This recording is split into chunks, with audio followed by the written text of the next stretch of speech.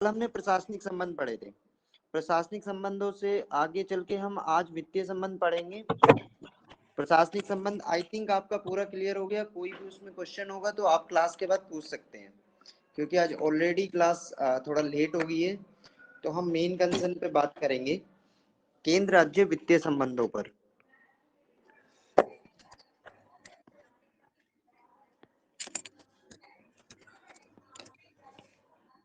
Okay sir.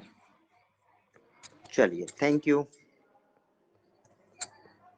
थोड़ा सा ध्यान दीजिएगा, ये टेक्निकल टॉपिक है, क्योंकि अगर ये यहाँ पे कॉन्सेप्ट आपका क्लियर हो जाता है तो फिर आपका प्रीलिम्स और मेन दोनों के क्वेश्चन आपके यहाँ से बन जाएंगे। क्योंकि आज हम जीएसटी की बात करेंगे, आज हम फाइनेंस कमीशन की बात करेंगे, आज हम बात करेंगे कि किस तरह से पहले टैक्सेशन सिस्टम था और आज जीएसटी के बाद कैसे अमेंडमेंट हुए, किस तरह जब देश आजाद हुआ तो इन्होंने टैक्सेशन सिस्टम का कैसे कि केंद्र को कैसे मजबूत किया, राज्यों को किस तरह से चेंजेस किया, वो सारी चीजें पढ़ेंगे।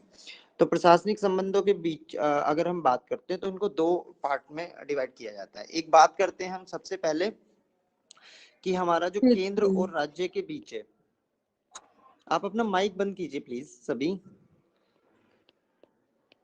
केंद्र और राज्य के बीच जो बंटवारा आपका कर राजस्व का बंटवारा, मतलब कर राजस्व का जो बंटवारा आपका केंद्र और राज्यों के बीच में है, उसको ये किस तरह डिवाइड करते हैं। मतलब यहाँ पे केंद्र और राज्य के बीच में जो बंटवारा किया गया, अब वो कौन लेता है हम उसकी बात करेंगे। मतलब कौन इसका कलेक्शन कौन करता है, आरोपण कौन करता है, इन सभी चीजों पे। और दूसरे मुद्दे पे हम यहाँ पे बात करेंगे कि जो आपका 101 ये अमेंडमेंट आया, ये अमेंडमेंट जो है, ये पहले तो आपको पता होगा कौन सा अमेंडमेंट है ये अमेंडमेंट आया आपका जीएसटी। जीएसटी ने क्या बदलाव किए, जीएसटी से पहले की कंडीशन हम पढ़ेंगे कि बिफोर जीएसटी क्या कंडीशन थी और आफ्टर जीएसटी क्या कंडीशन थी। क्योंकि ये आपका सबसे इम्पोर्टेंट पार्ट है कि क्योंकि कभी कभी क्वेश्चन क्या होता है, क्वेश्चन वो परंपरा पे मतलब परंपरागत तरीके से पूछ लेता है कि प्रीवियस में क्या सिचुएशन थी और आज की स्थिति क्या है। तो यहाँ पे इन सबसे पहले आपको तीन शब्दों के बारे में जानना पड़ेगा। पहला होता है आरोपण,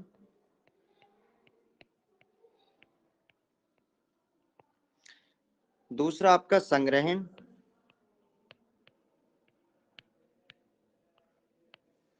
और तीसरा है आपका विनियोजन।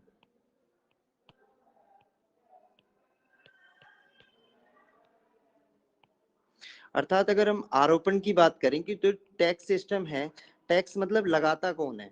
मतलब अगर हम सपोज करो आयकर की बात कर रहे हैं, इनकम टैक्स की, तो केंद्र लगाएगा या राज्य लगाएगा। मतलब आरोपित किसके द्वारा होता है, मतलब कौन उसको लगा रहा है, तो वो आरोपण में आएगा।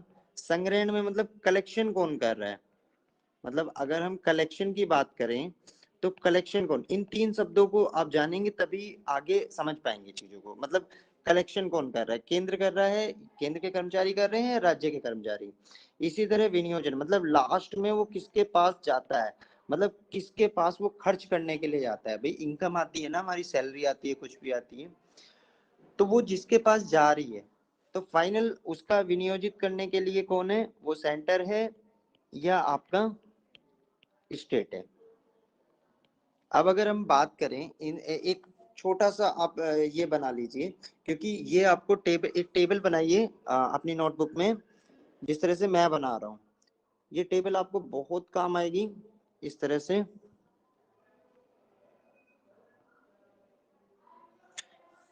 सबसे पहले आप इसकी जो मैंने आपको तीनों शब्द बताए हैं उसी तरह से, इसी तरह से टेबल बनाइए आप।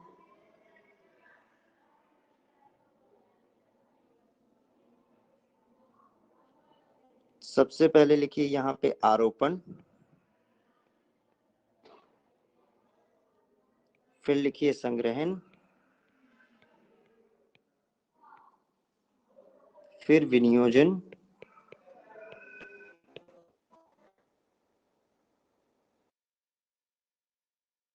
जितने भी एग्जाम्पल हैं। आपके कर इसमें आते हैं। इसको ये 5 पंजा टेबल होती है, मतलब 5 तरह की इसमें लाइन ऐसे खींच लीजिए। ये हम बात कर रहे हैं जो आपका जो टैक्सेशन सिस्टम था, मतलब पहले टैक्सेशन सिस्टम कैसे था। इस पे अगर 200 शब्दों का कोई क्वेश्चन आता है या कुछ भी आता है तो आप लिख सकते हैं कि परंपरागत सिस्टम मतलब आता है किस तरह से टैक्सेशन था। इसमें एक चीज याद रखिएगा, एक 80th अमेंडमेंट आया 2000 में, तो ये 80th अमेंडमेंट से पहले की कंडीशन है। और कुछ कंडीशन इसमें मैं बताऊंगा जो आपके 101 अमेंडमेंट के बाद में आई। तो ये दो चीजें आपको ध्यान रखना है। जीएसटी आपको पता होना चाहिए, ये जीएसटी की बात करते हैं। जीएसटी डे भी आप मनाते हैं 1 जुलाई को। 2017 से आपका जीएसटी लागू हुआ। चलिए उस पर हम बाद में चर्चा करेंगे। तो यहाँ पे दो टर्निंग पॉइंट है, आप याद रखिएगा। एक 80th अमेंडमेंट जो 2000 में आया, और एक 101 अमेंडमेंट जो आपका 2017 में आया। अब यहाँ पे पहले कॉलम में लिखिए केंद्र, दूसरे में केंद्र,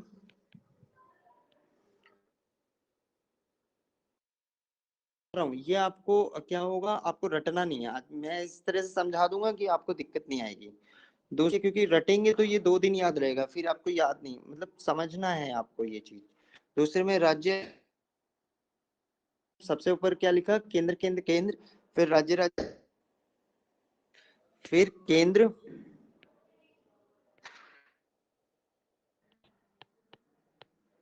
राज्य राज्य, फिर आप लिखिए, फिर केंद्र दो हिस्सों, मतलब एक और बढ़ जाएगा। देखिए टेबल जो है ना सिस्टमेटिक है आपकी। फिर राज्य रह गया सिंगल,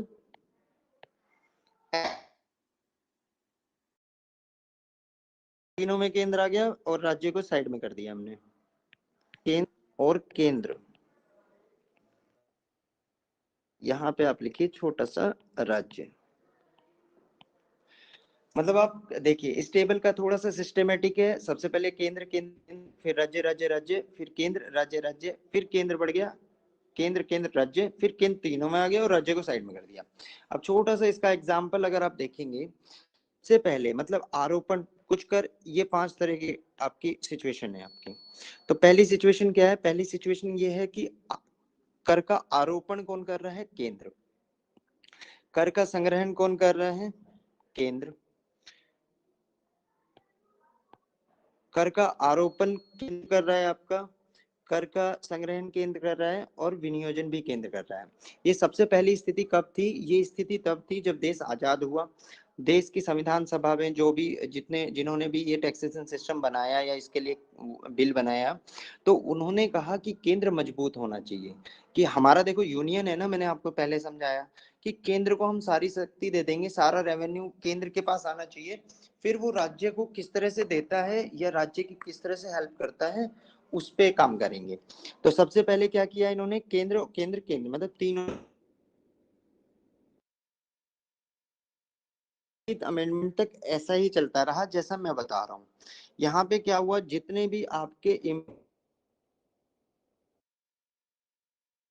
आपके आयकर वाणिज्य कर, जितने भी आपके इम्पोर्टेंट टैक्स थे, सारे के सारे टैक्स इन्होंने यहाँ, टैक्स आपके जो कंपनी कर है, सीमा शुल्क लिख लीजिए,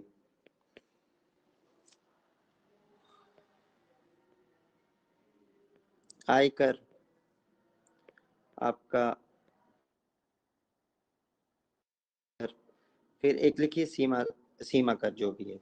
तो ये सारे के सारे किस पे थे, ये सारे के सारे तीनों, मतलब तीनों का केंद्र पे था। आरोपण भी केंद्र करता था, संग्रहण भी केंद्र करता था और विनियोजन भी। के 2000 में 80th अमेंडमेंट आया। जब 80th अमेंडमेंट आया तो उन्होंने कहा कि नहीं भाई, राज्य भी डेवलप कर रहे थे, क्योंकि तब तो ये मान रहे थे ना कि केंद्र स्ट्रांग होना चाहिए और राज्य को मतलब छोटी मोटी हेल्प कर देगा और राज्य को होना चाहिए। लेकिन धीरे धीरे क्या हुआ, जिस तरह से स्टेट डेवलप हुए तो उन्हें भी अब अपनी पॉलिटिकल भी चलाना था और वहां पे भी अपनी जनता के लिए काम करना था, कल्याणकारी योजनाएं लानी थी।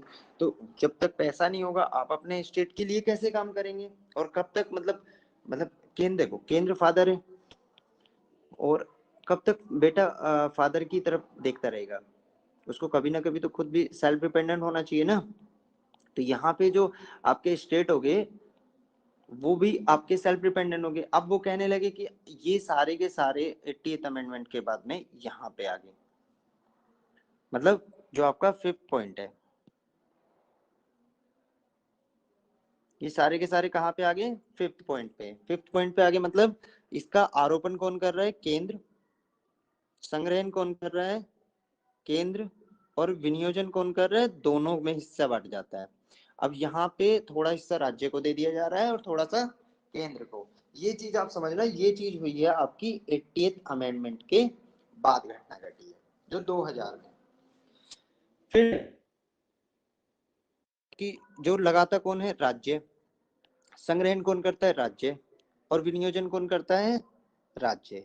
अब यहाँ पे सपोज करो बहुत सारे टैक्सेस थे, जैसे एक एग्जांपल ले रहा हूं मैं, जो एक मनोरंजन कर होता है। मनोरंजन कर आप लोगों को पता होगा कि जैसे हम सिनेमा विनेमा देखते हैं, कहीं पे हम झूला वूला झूलते हैं, मेले में जाते हैं, तो ये मनोरंजन टैक्स होता था। मतलब जीएसटी से पहले की बात बताता हूँ मैं।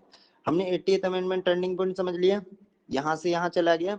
अब बात करते हैं जीएसटी के टैक्स की कैसा है। हाँ, अब सपोज करो आप यहाँ से निकले, आपने पिक्चर देखनी थी, आपने पिक्चर का टिकट लिया।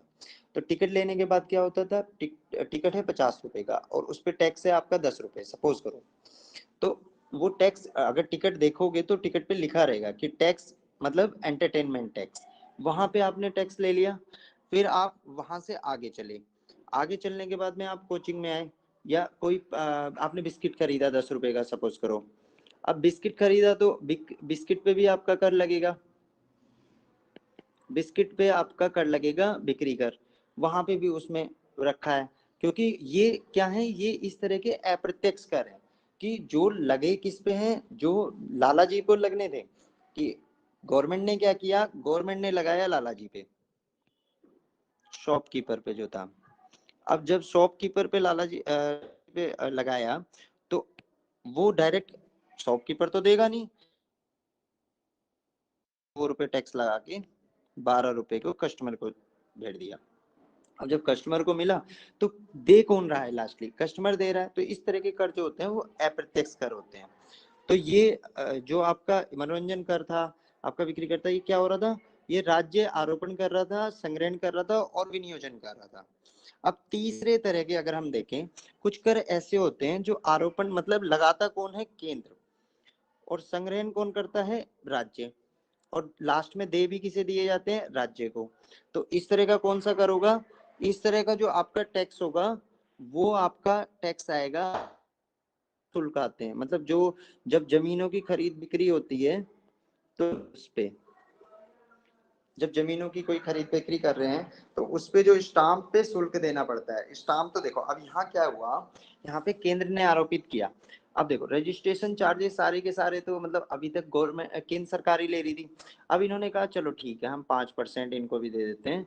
तो मतलब ये 5%, 7% जो भी इन्होंने दिया स्टाम्प शुल्क करके, स्टाम्प पे शुल्क जो दे रहा है, ना कि स्टाम्प का चार्जेस, स्टाम्प पे शुल्क जो दे रहा है वो 5% करके या 7% जो भी है, मतलब मैं एक एग्जाम्पल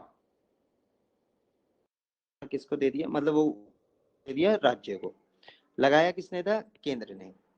सबसे लास्ट वाला कौन सा है आपका? केंद्र आरोपित करता है, संग्रहित, और लास्ट में किसको दे? केंद्र, राज्य को। इफेक्ट कौन पड़ रहा है, मतलब मेहनत कौन कर रहा है? केंद्र। लेकिन लास्ट में राज्यों को दे दिया। अब सपोज करो देखो, यहाँ पे स्टाम्प तो पूरा का पूरा चला गया राज्य को। जैसे रेल भाड़े की अगर हम बात करें, जो रेल भाड़े पे शुल्क लगता है, जो माल भाड़े पे शुल्क लगता है, क्योंकि भाई राज्य तो ये कह रहा है ना कि पटरियां तो हमारे यहाँ से भी जा रही हैं, आपकी रेल हमारे स्टेट से भी गुजरती है। तो जब ये मुद्दा आया तो इन्होंने कहा ठीक है आप एक काम करो, इसका 5 से 7% आप यहाँ पे ले लो। अब लास्ट वाला कि जितके ये मैं ऑलरेडी करों में क्या हो गया, अब जब केंद्र बच्चा बड़ा हो गया तो 90% हिस्से में, मतलब केंद्र आरोपित करता है, संग्रहण करता है केंद्र, और दोनों में बांट दिए जाते हैं। आई होप यहाँ तक आपको टॉपिक समझ में आया। यहाँ पे अगर आपको कोई भी डाउट हो तो आप पूछ सकते हैं, फिर मैं आपको थोड़ा सा लिखवाऊंगा। जल्दी से बताइए।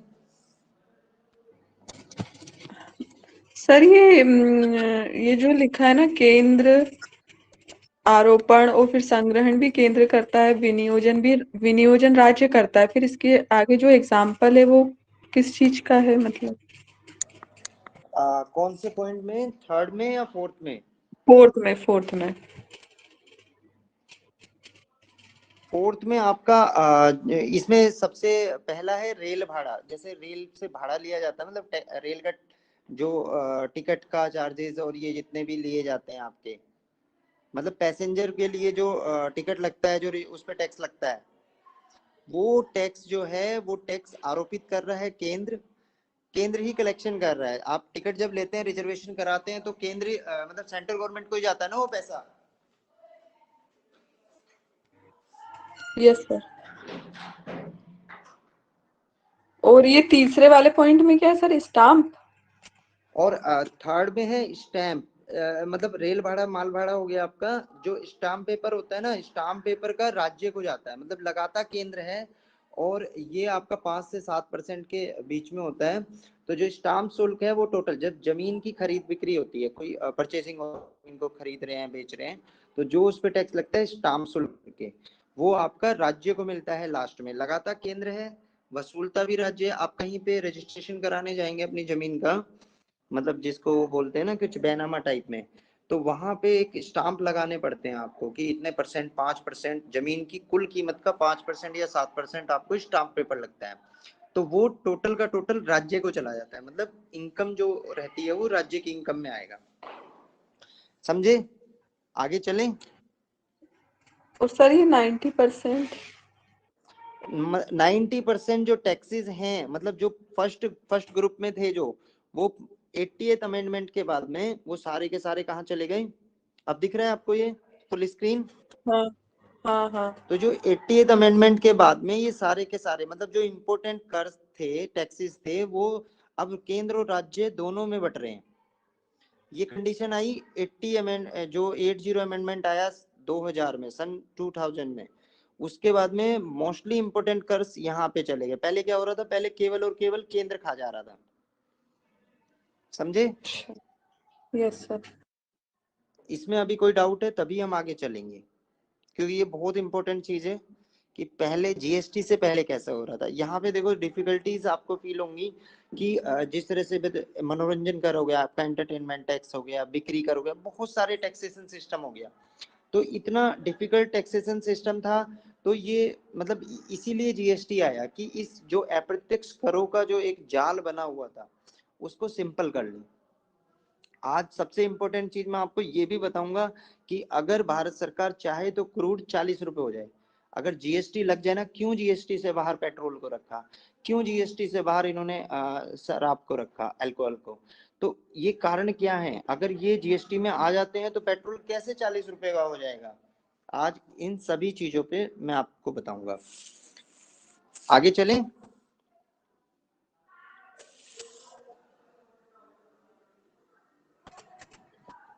चलें आगे। Yes sir. चलिए, अब थोड़ा सा लिखिए आप, जो मतलब 2 3 पॉइंट लिखवाऊंगा, वो नोट डाउन कीजिए। ये टेबल तो आपने बना ली ना?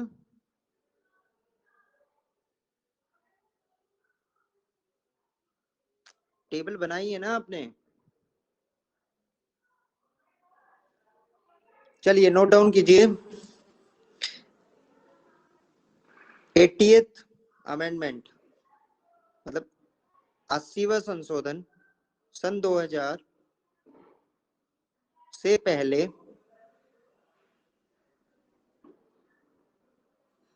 80वां संशोधन सन 2000 से पहले बहुत सारे महत्वपूर्ण कर केंद्र के हिस्से में थे।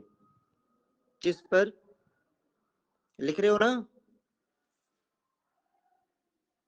यस सर लिख रहा है। जिस पर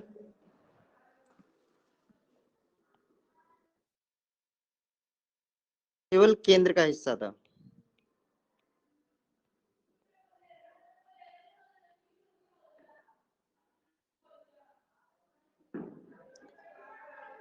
एटीएथ अमेंडमेंट इनको केंद्र और राज्य के बीच में विभाजन के बीच में बंटवारा हो रहा है इनका, क्योंकि जब देश आजाद हुआ तो संविधान निर्माताओं की सोच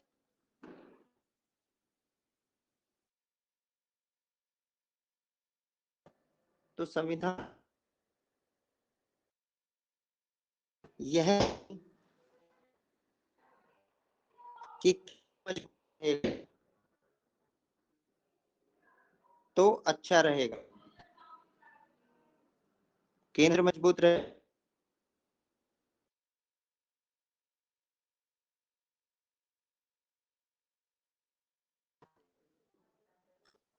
बाद में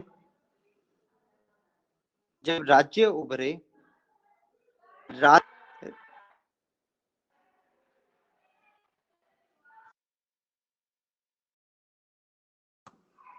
तो आपने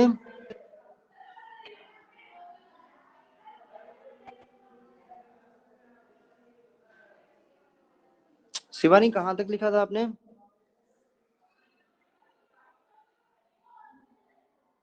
हेलो। रहेगा तो अच्छा। बाद में जब राज्य उभरे, इसके बाद क्या है सर? आवाज हाँ, ठीक से नहीं आ रही। तो उनकी राजनीति सुदृढ़ हुई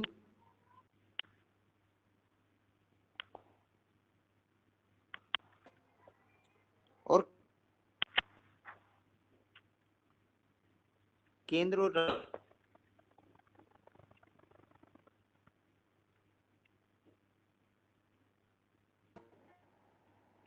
केंद्र और राज्यों के बीच में किया। 80th अमेंडमेंट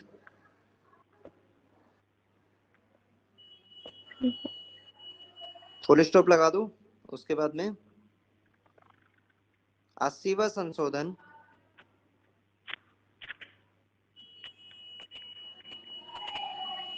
संघवाद को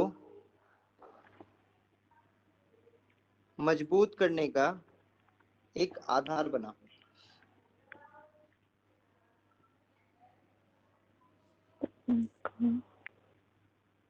एक आधार सुना।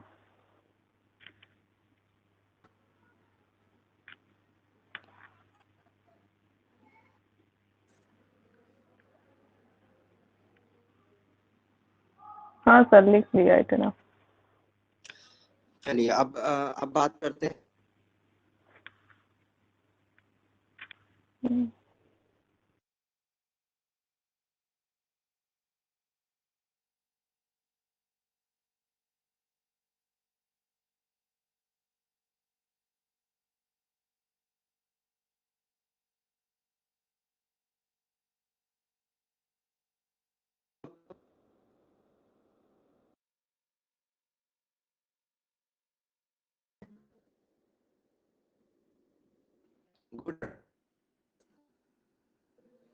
जैसे बनाते रहिएगा, जब देखें तो आपको 10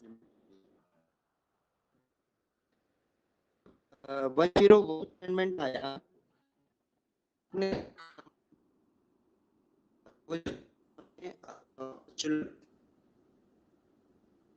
पूरा